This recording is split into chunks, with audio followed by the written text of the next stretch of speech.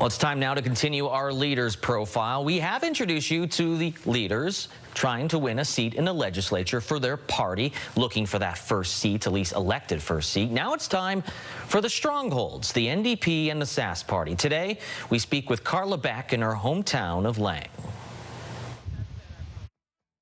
This is my mom and dad, of course, and this is my brother and his family. Raised on a farm in the wide-open prairies south of Regina, Carla Beck was always taught if you see something wrong, you should do something about it. It's a lesson that led the daughter of two elected officials to social work, her local school board, and finally to the legislature. You know, I'm pretty frustrated with how things are going, and I've got two options. I can, go home and complain, or I can take that next step and get into provincial politics, and that's what happened, I guess, just about 10 years ago.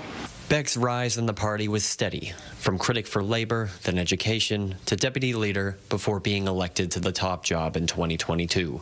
A focus during her tenure, expanding the party's appeal, an approach she says is working.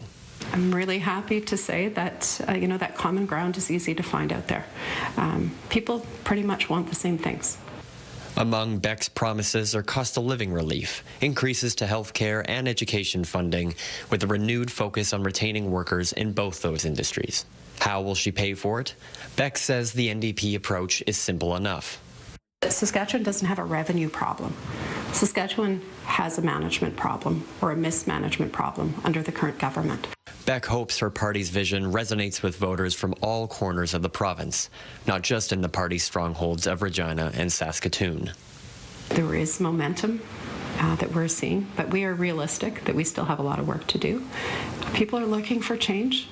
Our job is to show them that the Saskatchewan NDP is the change that they're looking for, and we have the interests of all Saskatchewan people at heart when we form government.